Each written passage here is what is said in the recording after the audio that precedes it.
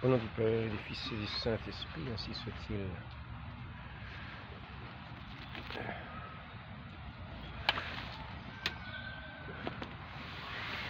Aujourd'hui, cette fête de Saint Jérôme, je voudrais revenir sur un point particulier, peut-être simplement dit de cette manière: aucun évêque hérétique, si visible que soit son hérésie, et bien qu'il encourt l'excommunication, ne perd ipso facto la juridiction et le pouvoir épiscopal, jusqu'à ce qu'il soit déclaré par l'Église et déposé. Seuls, par exemple, sont déposés ipso facto, perdent leur juridiction ipso facto, les évêques qui, par exemple, frapperaient, c'est un exemple, par exemple, frapperaient un ecclésiastique. Voilà, ils sont déposés, ils sont excommuniés ipso facto, perdent leur juridiction ipso facto. Un évêque qui frappe, par exemple, un ecclésiastique. C'est pourquoi, donc, on peut se poser la question, pourquoi, alors que pour tous les évêques c'est ainsi, pour le pape, il faudrait que ce soit autrement. Il perdrait, lui, sa juridiction, sitôt que quelqu'un aurait dit: ah ben ça y est, regardez, il dit une hérésie, regardez, vous avez vu, il a dit une hérésie. Alors il a perdu sa juridiction, il ne faut surtout plus lui parler, surtout plus un particulier qui voit: oh regardez, perdu la juridiction. Donc la dernière fois, je rappelais que on peut aussi dire que l'Église a le droit de se séparer de l'hérétique et d'un pape hérétique. De par cette phrase, après, c'est saint Paul qui dit ça, après une ou deux corrections, sépare-toi de l'hérétique. Et en gros, c'est cette phrase qui sert un petit peu de loi à cela. Et après une et deux corrections, donc deux corrections, une et deux corrections, sépare-toi de l'hérétique. Donc l'Église a le droit de se séparer de l'hérétique. De plus, notre Seigneur dit, si quelqu'un vient à pécher, l'hérésie fait partie du péché, tu vas le voir, tu lui parles, tu lui dis, après ça, s'il refuse de t'écouter, tu vas devant 2-3 témoins. S'il refuse d'écouter les 2-3 témoins, tu l'amènes devant toute l'Église. Et s'il refuse d'écouter l'Église, tiens-le pour un païen publicain. L'échelle universelle, qu'est-ce qui tient lieu de toute l'Église? Qu'est-ce qui tient lieu du magistère vivant? Qu'est-ce qui est c'est le magistère vivant. Quand il est rassemblé en concile œcuménique, c'est lui qui tient lieu de toute l'Église. Il représente toute l'Église avec son autorité, sa juridiction. L'Église garde sa juridiction, son autorité, même quand un pape est absent, quand le siège est vacant, les évêques gardent leur juridiction, leur pouvoir de gouvernement et d'enseigner. Ce qu'on avait vu à l'entretien précédent, je crois que c'est même en cas de vacances épiscopales, les fidèles demeurent enseignés et gouvernés par leurs évêques légitimes, le magistère vivant perpétuel, qui ont reçu du pape la juridiction pour enseigner et gouverner. Je rappellerai juste encore un petit élément pour éviter que ce soit chacun qui s'imagine faire perdre la juridiction à toute l'Église en disant: regardez, j'ai décidé, le pape est hérétique. Alors je vais en venir à Saint Jérôme, parce que c'est avec l'histoire de Saint Jérôme que je vais démontrer que cette chose-là ne tient pas. Et donc, vous montrer comment avec Saint Jérôme ça s'est passé. Hein, comment ça s'est passé. Saint Jérôme qui est saint et docteur de l'Église. Hein. Donc, nous avons cette phrase, cet enseignement dans Ad Beatissime Apostolorum de Benoît XV. Tous savent à qui a été confié le divin magistère de l'Église. Le devoir des autres est de l'écouter avec déférence et de se conformer à sa parole. Le magistère qui a été promis, la foi infaillible, indéfectible, jusqu'à la consommation des siècles. Le Seigneur a institué. Donc, tout ça, voyons le petit entretien précédent qui développe bien ce sujet-là. Maintenant, je voudrais montrer par exemple le sujet de Luther qui a excommunié le pape. Luther a excommunié le pape. Croyons-nous que le pape a été pourtant, il a perdu sa juridiction? Non. Il a été très patient, il a été très patient. Donc Luther a continué de pouvoir célébrer la messe, légitimement, jusqu'à ce qu'il soit excommunié 6 mois plus tard. On a attendu quand même 6 mois après. Quelle patience, quelle patience. Après ça, il ne peut plus la célébrer, il ne peut plus dire la messe légitimement. Donc nous allons voir maintenant dans l'histoire de Saint Jérôme, ses relations avec l'évêque qu'il avait accueilli dans ce diocèse de Jérusalem. C'était le patriarche Jean, qui a fini par accueillir Saint Jérôme, qui est allé à Bethléem pour installer, comment ça s'appelait ça, ces espèces de grands monastères, en grec, ça a un nom et ça a été traduit ensuite en latin, cellulé, cellé. En grec, c'est des kélias. Avant, on disait une kélia, et puis, bon, comme quand il y en a plusieurs, on a simplement mis le nom au pluriel, kélias. Et ça a donné en latin, ça a donné quel nom? Ils parvinrent à Jérusalem en plein hiver, ils cherchèrent un lieu où s'installer pendant des mois. Ils sont allés en Palestine, donc je dis ils sont, parce que, alors, je récapitule un petit peu cette histoire. Voilà que Saint Jérôme était un prêtre qui était au diocèse d'Antioche. Au diocèse d'Antioche, il y avait l'évêque qui s'appelait, c'était un patriarche. Antioche, c'était un siège important, comme Jérusalem, c'est un patriarche aussi, c'est un siège important, comme Alexandrie, Rome, 5 sièges, Constantinople est venu ensuite. Il a pris finalement, vu de l'importance, de la 2e place. Constantinople est devenu un siège important après, quand la capitale de l'Empire s'est déplacée à Constantinople. Donc, lors d'un voyage que l'évêque Paulin, donc d'Antioche, avec l'évêque de Salamine, Épiphane, faisait à Rome pour aller rendre visite au pape Cyrus, eh bien, Saint Jérôme, qui était très fort dans l'étude des langues, les a accompagnés pour servir de traducteur. Et il se trouve que Saint Jérôme ensuite est resté à Rome plusieurs années. Mais il y avait un canon de l'église, du concile de Nicée, un canon, qui faisait que le prêtre devait résider dans le diocèse, dans son diocèse, et pas dans un autre diocèse, et il ne devait pas être accueilli dans un autre diocèse. Les prêtres, les diacres, et en général les clercs, qui par légèreté, n'ayant plus devant eux la crainte de Dieu, abandonnent leur diocèse au mépris des lois ecclésiastiques, ne doivent en aucune façon être reçus dans un autre diocèse, et s'ils s'y refusent, on doit les excommunier. Ils doivent être reçus dans aucun autre diocèse. Donc le pape Cyrus a insisté pour que Saint Jérôme, qui se trouvait bien à Rome, quitte Rome et retourne dans son diocèse, qui était normalement Antioche. Il l'avait ordonné, le patriarche Paulin d'Antioche. Donc, Antioche, du moins Saint Jérôme a dû partir avec une veuve richissime, qui s'était mise à son école, s'était mise à l'école de Saint Jérôme, et donc avec toute sa maison, donc ça faisait du monde, et ils sont partis par le bateau, et puis ensuite après ça ils ont fait des escales, et puis ils sont allés voir, Saint Jérôme est allé voir l'évêque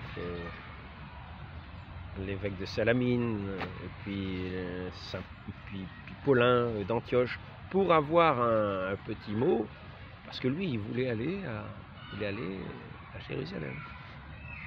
Il voulait aller à Jérusalem, en Terre Sainte. Saint Jérôme voulait aller en Terre Sainte. Et donc, il a demandé à son évêque, qui l'a mis sur la route pour aller, mais c'était un petit peu contrevenir quand même, d'une certaine manière, mais enfin, ils ont quand même l'autorité, hein, c'était des patriarches. Donc, n'oublions pas que si un clerc ne réside pas dans son diocèse, il est excommunié. C'est quand même quelque chose. C'était une loi, ce concile de Nicée de 325. Donc, l'évêque Paulin le met sur la route avec un petit mot, sans doute, pour être accueilli par l'évêque de Jérusalem dans son diocèse. Et puis alors ils y arrivent, mais voilà que il y a quelques petites difficultés. Déjà, on peut voir que bon, il va finalement s'installer à Bethléem. Il n'a pas voulu s'installer avec des amis qu'il avait, Ruffin et Mélanie, qui connaissaient peut-être de Rome déjà, puis qui étaient venus s'installer en Terre Sainte, pour faire un monastère. Donc eux, ils s'étaient installés à Jérusalem. Il y avait une petite crise à l'époque-là, une opinion, qu'on appelle l'opinion d'Origène, quelques hérésies, qui étaient notées par certains, qui étaient dénoncées par certains dans toutes ces théories d'Origène. En particulier, l'évêque de Salamine avait commencé, non pas par être évêque de Salamine, par être moine. Il avait été en Égypte, il avait été en Palestine, il avait fondé finalement un monastère en Palestine, lui aussi, donc près de Jérusalem. Et dans cette route qu'il avait faite avant d'être évêque, il avait eu l'occasion de connaître ce qu'il en était des opinions d'Origène et d'avoir une aversion complète pour ces opinions d'Origène. Il avait écrit un livre sur ça, il dénonçait ce livre très intéressant, ça s'appelait, très, très intéressant de le connaître d'ailleurs, parce que je crois qu'on l'a toujours, hein, il n'a pas été perdu. Hein. Ça s'appelle comment ce livre-là? Ça s'appelle le Panarion. Le Panarion, c'est la boîte à remèdes, hein, pour ceux qui se font piquer par ce venin de ces serpents des hérésies, afin de leur apporter le remède, de leur montrer que ces hérésies sont vraiment des erreurs, et de la ramener sur le bon chemin, hein, dans la bonne doctrine, celle enseignée par notre Seigneur, non pas d'autres qui vont sur des chemins, des voies de garage, hein, ou d'autres voies qu'on ne connaît pas. Hein. Donc il n'a pas rejoint justement, Saint Jérôme n'a pas rejoint ses amis Ruffin et Mélanie avec leur grand monastère à Jérusalem, parce qu'il y avait une tendance origéniste. Hein, ils étaient un petit peu piqués de ces opinions d'Origène. Et oui, dans les monastères en Égypte, à différents endroits, il y avait ces courants un petit peu avec Origène. Hein. Il y avait une tendance un petit peu comme ça. Et l'évêque Jean de Jérusalem, le patriarche, aimait bien Ruffin et Mélanie. Hein. Il ne leur faisait pas la guerre. Il les gardait parce que c'était un beau monastère, hein, etc. Donc il les avait en faveur. Mais par contre, Saint Jérôme n'a pas voulu aller avec eux, et finalement il a fini par s'installer, avec l'accord de l'évêque patriarche Jean de Jérusalem, il a fini par s'installer à Bethléem, près de la grotte de la Nativité. Il avait construit une église. Tous les dimanches, il y avait la messe. Et une chose qu'on peut remarquer, c'est que, étant donné qu'il n'était pas dans son diocèse, et que normalement, il aurait dû être excommunié, il ne célébrait pas la messe dans son monastère en semaine. En semaine, avec l'ensemble des moines qu'il y avait, parce qu'il y avait ce monastère de Saint-Jérôme était divisé en 3 parties. Il y avait les moines qui étaient avec Saint-Jérôme. Il avait avec lui un autre prêtre qui s'appelait Vincent, qui était plutôt d'Italie. Hein. Je ne suis pas sûr, mais il me semble qu'il était d'Italie. Et puis il y avait lui, comme prêtre, mais ils étaient sur un diocèse qui n'était pas le leur. D'après le concile de Nicée, ils ne pouvaient pas y être. Bon, là, ils étaient reçus, sans être apparemment excommuniés, mais ils ne célébraient pas la messe au monastère en semaine. Ils ne donnaient pas, comme ça, apparemment, les sacrements. Entendons bien. Et par contre, le dimanche, il fallait qu'ils aillent à la messe, à l'église de la Nativité. Voilà. Tous ces moines de Saint-Jérôme allaient à la messe de la Nativité. Il y avait une autre maison où il y avait les moniales avec Paul, donc c'est la richissime veuve qui avait accompagné, s'était mise à l'école de Saint-Jérôme. Et il y avait une troisième maison où il y avait plutôt les pèlerins, qui étaient une sorte de maison où les pèlerins qui arrivaient, qui étaient un petit peu, peut-être quelquefois un petit peu déségarés, etc. Et bien quelquefois c'était comme une maison où ils avaient l'idée d'entrer au monastère. Donc c'était pas une maison de recrutement, mais ça pouvait ressembler un petit peu. C'était à la fois là des gens qui n'étaient peut-être même pas baptisés, et puis qui arrivaient là, puis qui étaient au contact avec Saint Jérôme, avec Paul, la veuve richissime. Et donc ils arrivaient là, puis ils entraient dans cette vie de prière, etc. Puis il y avait donc des catéchumènes. Il y en avait qui voulaient suivre cette voie du Christ, qui n'étaient pas baptisés, qui étaient catéchumènes. Puis ensuite, après ça, ils devenaient chrétiens. Donc, mais il va y avoir un moment, une histoire, à un moment, à savoir qu'il y a un moine qui, lui, non plus, ne supportait pas l'hérésie d'Origène. Et il va se mettre à aller avec un papier pour faire renoncer, pour faire signer, comme un acte de renoncement à toutes ces idées d'Origène. Alors il va voir Saint Jérôme qui signe le papier. Il est un petit peu embêté parce que... enfin bon, il signe ce papier, je dis un petit peu embêté, j'ai peut-être tort de dire ça, mais disons, c'était un petit peu en difficulté. Il y avait l'évêque de Salamine, lui on savait qu'il était tout à fait dans ce sens-là. Il était en lien avec l'évêque de Salamine, puisque en gros, je pense que ça devait appartenir l'évêché de Salamine devait sans doute appartenir au patriarcat d'Antioche, duquel il était normalement lui aussi. Et par contre, celui qui le recevait semblait plutôt avoir un œil favorable, comme je vous ai dit tout à l'heure, avec en particulier ce monastère, il gardait sous sa protection, ce monastère de Mélanie et de Ruffin. Donc, et voilà que ce moine zézélé veut faire signer, je crois bien qu'il a voulu faire signer Ruffin et Mélanie qui n'ont pas signé le papier. Ça parvient aux oreilles de l'évêque de Salamine qui fulmine. Alors, à l'occasion d'une fête, comme il allait une fois l'an voir son monastère, le monastère qu'il avait fondé en Palestine, voilà qu'il va en Palestine, et puis il y avait une grande fête, c'était les évêques, il avait réuni les évêques, c'était pas dans ce monastère, mais c'était peut-être la cathédrale, je ne sais plus où, enfin Jérusalem. Et voilà qu'on lui demande d'intervenir à cet évêque. Alors il s'est dit, c'est quand même incroyable, quoi. Ce patriarcat de Jérusalem, c'est un nid d'hérétiques. Il y a Ruffin qui n'a pas voulu signer, et l'évêque qui le soutient, c'est un nid d'hérétiques. Alors on lui demande de faire un sermon, parce que cette fête durait plusieurs jours. Alors on demande à l'évêque de Salamine de faire un sermon. Il se met à fulminer contre l'hérésie, à la dénoncer. Au bout d'un moment, l'évêque Jean le fait arrêter. Stop, allez, vous descendez de là, assez parlé comme ça, etc.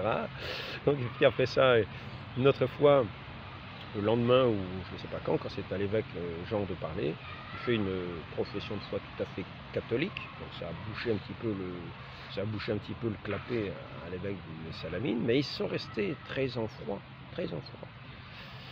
Et donc, il commence à y avoir un petit peu des soupçons d'hérésie, et d'ailleurs dans laquelle entre Saint Jérôme. Donc il y a une lettre qui va être... un moment, il y a... l'année suivante, il y a à nouveau cette fête-là, l'évêque de Salamine revient en Terre Sainte, du côté de Jérusalem, et puis qu'est-ce qui se passe? Qu'est-ce qui s'est passé? Eh bien, il s'est passé que il y a eu un jeune frère de Saint Jérôme qui est arrivé au monastère avec Saint Jérôme, que l'évêque de Salamine a fait ordonner dans son monastère. Ce frère de Saint Jérôme s'appelle Pauline. Il est allé voir avec d'autres cet évêque de Salamine dans son monastère. Et les autres ont voulu, comme il n'y avait pas de messe au monastère de Saint-Jérôme, lui n'a pas poussé son frère à ordonner prêtre, mais par contre ceux qui l'accompagnaient lui ont parlé à l'évêque de Salamine, qu'il a ordonné dans son monastère, alors qu'il était dans l'évêché. Dans l'évêché était celui du patriarcat de Jérusalem, où il était, où cet évêque de Salamine était étranger. Alors, pour servir dans le diocèse du patriarcat de Jérusalem, c'est-à-dire qu'il se mêle vraiment, on n'a jamais vu ça du point de vue canonique, il ordonne un prêtre pour servir dans un diocèse qui n'est même pas le sien. Donc, là, c'est un petit peu la goutte qui fait déborder le vase, et à ce moment-là, ça va faire une dispute ouverte entre l'évêque de Salamine et l'évêque de Jérusalem. L'évêque de Jérusalem va menacer d'écrire une lettre à Rome, à Alexandrie, etc., un peu partout, pour dénoncer l'agissement de l'évêque de Salamine. Et l'évêque de Salamine va menacer d'écrire à Rome pour dénoncer l'hérésie, on va y arriver, l'hérésie de l'évêque Jean. Donc nous voici, Saint Jérôme est entre deux feux. Et comme il ne veut pas désavouer, comme Saint Jérôme ne veut pas désavouer l'évêque de Salamine, il reste lié. Et à ce moment-là, Saint Jérôme va subir l'excommunication du patriarche de Jérusalem. Donc on va pouvoir voir qu'ils sont excommuniés parce que même quand il y a des catéchumènes,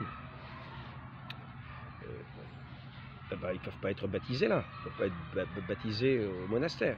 On va voir aussi que quand il y a des morts, ils ne peuvent pas être enterrés dans un cimetière chrétien. Ils ne peuvent pas être enterrés. Les gens de ce monastère, les moines de ce monastère, les moniales, etc., ne peuvent même pas avoir un enterrement chrétien dans le territoire du patriarcat de Jérusalem. Moins dans cet évêché de Jérusalem. Et on va voir que Saint Jérôme va respecter toutes ces mesures-là, à tel point que quand il y aura un moment une éclipse, il va y avoir une éclipse, on croira que c'est la fin du monde, eh bien, ni Saint Jérôme, ni Paulinien, qui a été ordonné prêtre, alors je tiens à lire une chose à ce sujet, c'est un autre canon qu'on ne connaît pas, notre canon de Nicée. Si quelqu'un ose voler subrepticement le sujet d'un autre évêque et l'ordonner pour son propre diocèse sans l'accord de l'évêque qu'a laissé le sujet en question, l'ordination est sans valeur. C'est-à-dire qu'en fait, cette ordination de Paulinien, du frère de Saint Jérôme, à la limite, je ne sais même pas si elle est valide. Apparemment, d'après ce canon, elle n'est pas valide. Mais ça dépend, sans doute, des accords qu'il va y avoir. Si l'évêque de Jérusalem reconnaissait l'ordination de Paulinien, à ce moment-là, elle deviendrait valide. En tout cas, on voit dans cette histoire-là se dresser deux camps. Un, Saint Jean qui va protester contre cette action de cet évêque de Salamine sur son diocèse, contre les lois de l'Église, contre les canons de l'Église. On n'a jamais vu ça. On ne sait même pas comment résoudre le cas, parce que ça ne correspond même pas au cas qu'on a vu, parce que là il s'agit de quelqu'un qui ordonne un prêtre pour servir dans le diocèse de quelqu'un d'autre. C'était quand même ça. Donc, ils vont essayer d'adoucir la sauce en faisant venir un petit peu Paulinien dans l'évêché de l'évêque Épiphane de Salamine. Mais le problème reste là. Et donc les deux vont se menacer et ils vont rompre la communion. Les deux évêques vont rompre la communion entre eux. Épiphane et l'évêque Jean de Jérusalem vont rompre la communion entre eux. C'est-à-dire que Épiphane va écrire une lettre montrant un petit peu les hérésies, et l'évêque Jean ne va pas lui répondre. Et ne pas répondre, c'est rompre la communion. C'est une démarche quasi officielle, quoi. Quand on ne répond pas à un évêque, c'est qu'on rompt la communion. En gros, c'est un petit peu ça. Donc la communion entre les deux évêques est rompue. Et ceci dit, la communion avec les autres évêques n'est pas rompue. L'évêque Salamine est toujours en lien avec Rome, toujours en lien avec Alexandrie, toujours en lien avec Antioche. Et l'évêque Jean, c'est la même chose. Donc c'est juste entre eux qui ne sont, que la communion est rompue. Et tant que cette communion est rompue, comme Saint Jérôme est avec l'évêque de Salamine, eh bien lui aussi subit l'excommunication. Il a cette excommunication. Donc comme je le disais tout à l'heure, Saint Jérôme va respecter le poids de cette excommunication. C'est-à-dire qu'il ne va pas se mettre à dire la messe dans ce monastère, parce que ça en rajouterait encore. Donc là, à ce moment-là, déjà l'archevêque Jean, enfin l'archevêque, je dis l'archevêque non, le patriarche Jean de Jérusalem a déjà demandé à Constantinople, à un préfet, de faire chasser Saint Jérôme et son monastère de là, quoi. Hein. Donc il s'apprêtait à le faire, mais ce préfet a été assassiné. Puis après ça, il y a eu des mesures, on a pris des contacts avec, il y a eu des contacts qui ont été pris pour adoucir Archélaüs, qui s'est mêlé un petit peu de l'histoire pour essayer de réconcilier les deux évêques. Là, il a pris contact avec l'évêque d'Alexandrie, etc. Il y a eu des mesures. On peut voir que, par exemple, une autre mesure où apparaît le respect de la juridiction de l'évêque Jean, alors que Saint Jérôme le traite d'hérétique, il va prendre une lettre, il va avoir en main la lettre qui a été écrite par l'évêque Épiphane à l'évêque Jean, il va la traduire en latin, la faire communiquer, cette lettre-là, en Italie. Ça va d'ailleurs jouer contre la réputation de Saint Jérôme, parce qu'on trouve que ce n'est pas un très bon procédé. Et de la même manière, il va écrire un livre contre Jean, contre le patriarche Jean.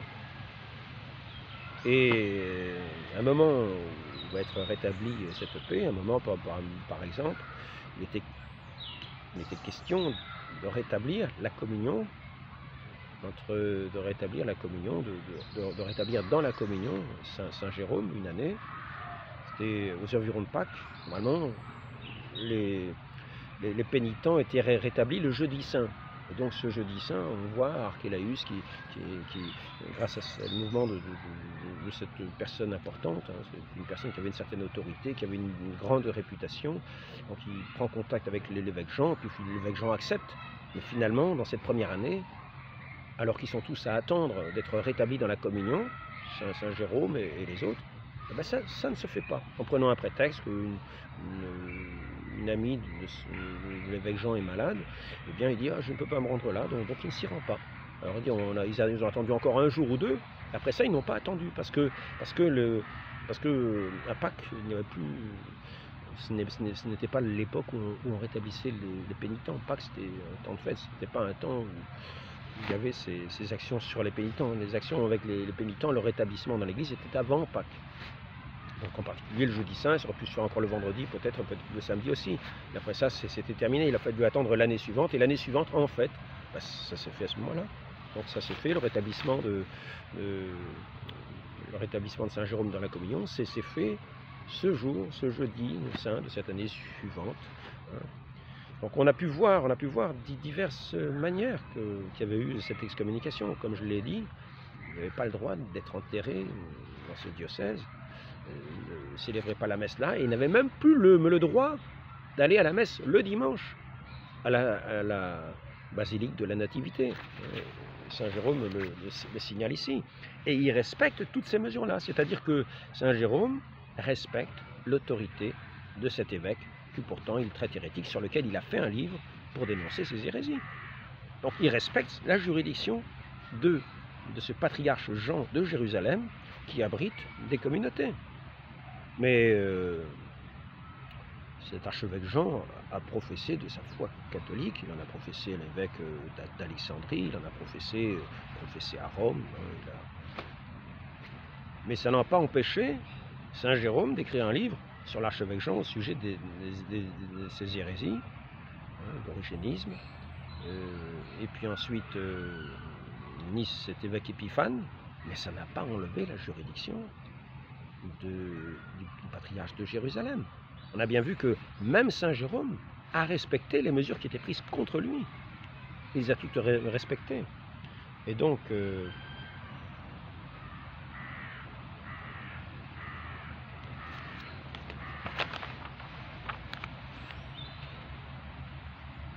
plus je voulais en venir. C'est un petit peu long, c'est un petit peu confus.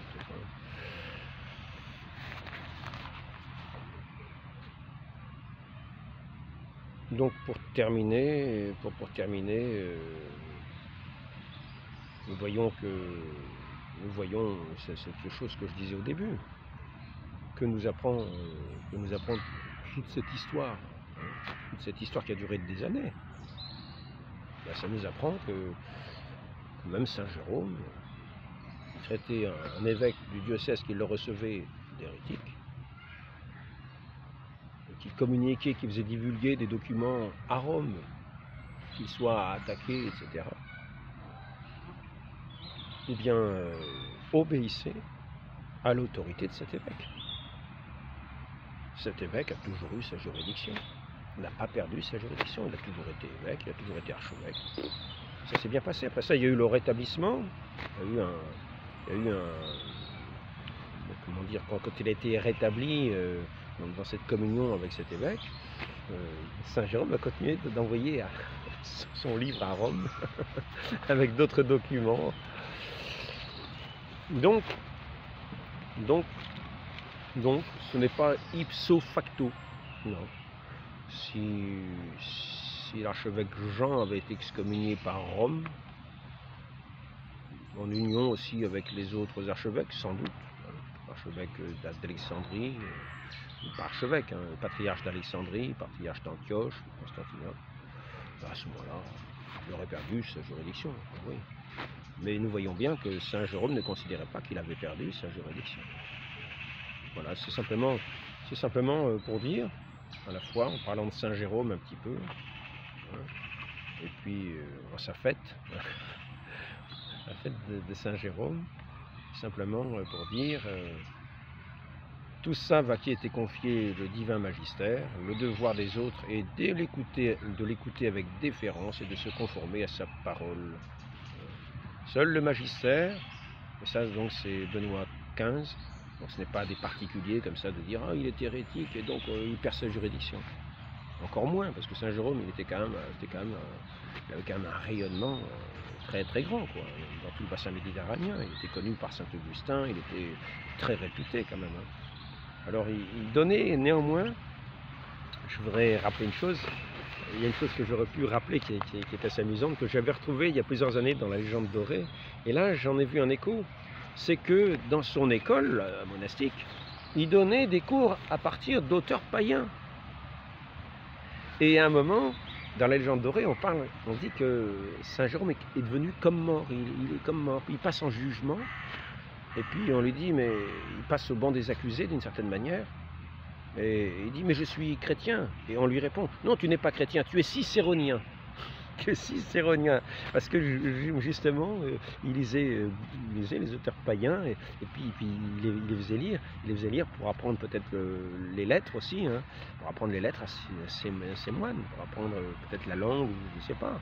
Mais en tout cas, il faisait lire ça. Et après ça, quand il est revenu de cette espèce de jugement qu'il a eu alors qu'il était comme mort, hein, bah, il a changé complètement, il a arrêté tout à fait ses études d'auteur païen, et puis il s'est mis tout à fait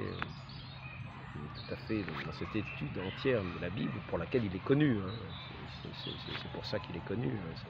C'est cette traduction, c'est ce travail extraordinaire sur les Saintes Écritures. Et puis, je me demande si c'est pas lui qui a composé aussi les premiers offices, hein, les offices monastiques un petit peu, hein, d'une certaine manière. Hein. Donc, moi je voudrais rappeler quelques petits points. Donc, ici, aucun évêque, si visible que soit son hérésie, et bien qu'il encourt l'excommunication, de faire ipso facto sa juridiction. On ne voit pas ça dans l'histoire de l'Église. On attend toujours la décision du pape, hein, pour qu'il soit déclaré hérétique. À ce moment-là, il perd sa juridiction. Mais quand il y a des doutes, il nous est dit, quand il y a vraiment des forts doutes, quand une personne connaît bien les textes, etc., quand il y a de forts doutes, il est autorisé à retenir son jugement. Bon, ne doit pas adhérer nécessairement s'il voit qu'il y a vraiment des forts doutes. Il peut retenir son jugement sur certaines doctrines qui sont enseignées, quoi, hein. S'il a vraiment de bonnes raisons, parce qu'on ne va pas aller contre la conscience des gens. Il faut faire attention, parce que après ça, on atteint le libre examen, puis surtout quand on passe aux dénonciations, à ce moment-là, là, on passe à autre chose, on passe à un autre domaine, hein. Donc on dit bien le devoir des autres et de l'écouter, donc ce magistère de l'Église, avec déférence, parce qu'on sait que le magistère est infaillible, le magistère de l'Église est infaillible, il est perpétuel, il est perpétuel, on sait où le trouver, comme il est dit ici, tous savent à qui a été confié le divin magistère. Il est évident que d'après ce qui vient d'être dit, que Jésus-Christ a institué dans l'Église un magistère vivant, authentique, et de plus perpétuel, qu'il a investi de sa propre autorité, confirmé par des miracles, et qu'il a voulu et très sévèrement ordonné que les enseignements doctrinaux de ce magistère fussent reçus comme les siens propres, satis cognitum, Léon XIII. Je voulais juste aborder ce point-là, au sujet des évêques. En général, les évêques, on ne voit pas qu'ils perdent leur juridiction avant d'avoir été excommuniés. Sauf cas particulier, par exemple, quand ils vont frapper un clerc ou des choses de ce genre, des crimes publics de ce genre. Je n'ai rien d'autre à rajouter, c'est déjà assez long. Je demande pardon d'avoir fait aussi long sur ce sujet. Ça aura fait connaître un petit peu quand même la vie de l'Église antique, hein, un petit peu quand même. On aura vu comment pouvait se passer un petit peu la vie à la fois des fidèles à cette époque, le lien aux évêques, le lien de toute l'Église quand même.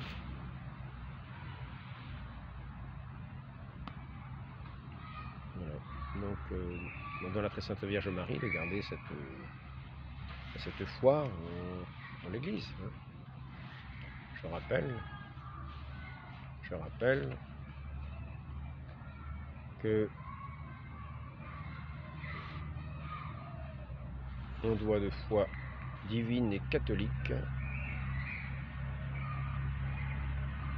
croire tout ce qui est contenu dans la parole de Dieu, écrite ou transmise, ce qui est proposé par l'Église, soit par décision solennelle, soit par le magistère ordinaire universel.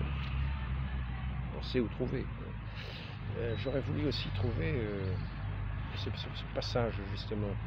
Il est question du pape. Hein. Il y a un passage très important. Je vais peut-être le trouver avant de finir, parce que c'est un passage très important quand même. Hein. Propriété, nécessité, c'est pas ça. J'espère le trouver assez vite. Le pouvoir d'enseignement, c'est au sujet du pape. Hein. Donc, je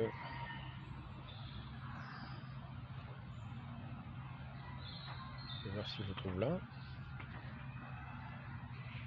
L'origine divine de l'Église, c'est pas ça. Voilà. Le pontife romain jouit de cette affabilité dont le divin Rédempteur a voulu que soit dotée l'Église. Donc c'est l'Église que saint Paul dit être la colonne de la foi. C'est en elle que réside l'infaillibilité. Et le pontife romain jouit de cette affabilité de l'Église. Donc c'est pas ce passage-là. Je crois que je ne vais même pas arriver à le trouver.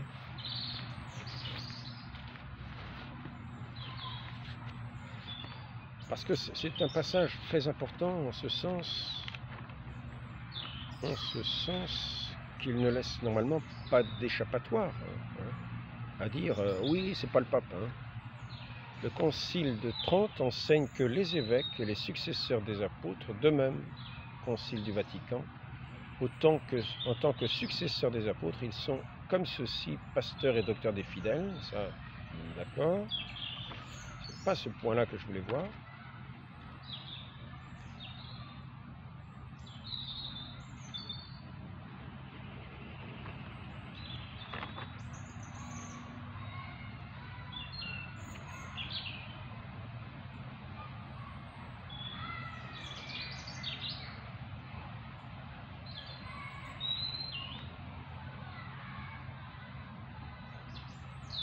Décision solennelle, le magistère est appelé vivant par opposition à un enseignement lettre morte. Hein. Donc ici, voyons si c'est là. Afin que nous puissions satisfaire au devoir d'accepter la véritable foi et de persévérer dans cette foi, Dieu par son Fils unique a fondé l'Église et l'a munie de signes raisonnables de sa fondation afin qu'elle puisse être reconnue par tous comme le dépositaire et la maîtresse de l'Église révélée. Bon, alors ce que je cherchais, j'arrive pas à le trouver. Et simplement que ceux qui disent que, en gros, que le pape n'est pas le successeur des apôtres, que celui qu'on tient pour pape n'est pas le successeur des apôtres, c'est-à-dire qu'il n'est pas le pape, ben, sont anathèmes. C'est donc le Concile Vatican I qui dit ça. Et la raison est simple. C'est que comme l'Église a le droit de se débarrasser éventuellement du pape hérétique en disant aux fidèles, après 2 ou 3 corrections, séparez-vous de l'hérétique. Bon, quand l'Église est séparée de l'hérétique, s'il est pape, l'autorité de l'Église dit à ce moment-là, par son magistère vivant, par ce qu'il représente, le concile qui est rassemblé, dit aux fidèles avec cette autorité, parce qu'il a la juridiction. C'est un acte juridique, une constatation juridique, hein, une constatation juridique qui est faite et qui oblige les fidèles à se séparer de l'hérétique.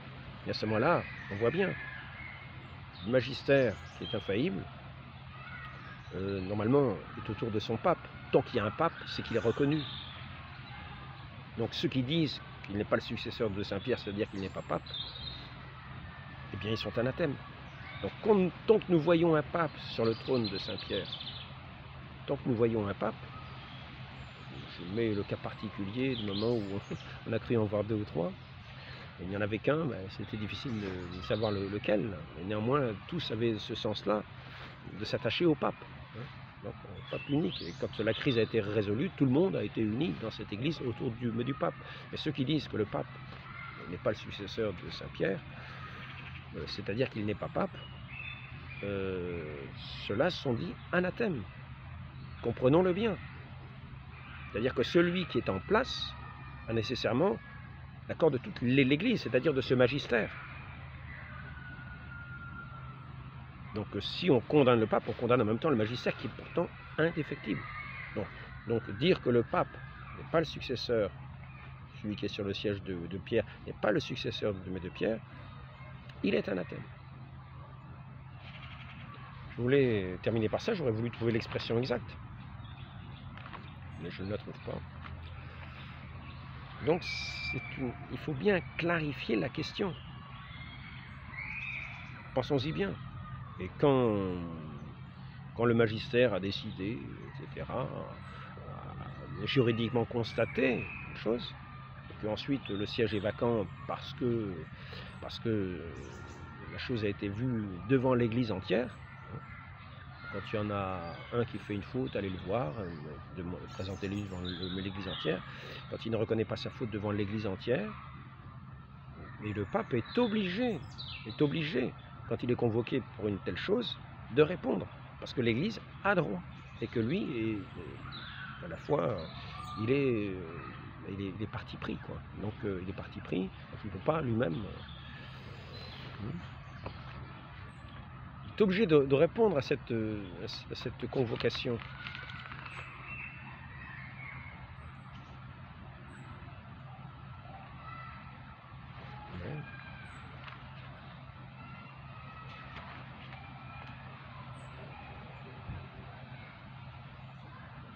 Le pape ne peut avancer, ne peut annuler un tel concile ou le récuser parce qu'il est lui-même parti et que l'Église a le pouvoir, par le droit divin, de réunir le concile dans ce but, car il a le droit de se séparer de l'hérétique.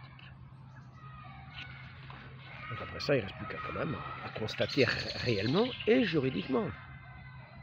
Et à ce moment-là, effectivement, il n'y a plus de pape. Mais ce n'est pas aux fidèles de dire, quand il n'y a plus de pape, on ne veut pas dire le pape... Non, parce qu'il n'y en a plus. On sait bien qu'il n'y en a plus. Et quand il y en a un, il y est. Et quand il y en a un, il est successeur de Saint-Pierre. Voilà, là c'est tout. Demandons à la très sainte Vierge Marie la grâce de ne pas nous égarer sur ces questions-là. Au nom du Père, du Fils et du Saint-Esprit, ainsi soit-il.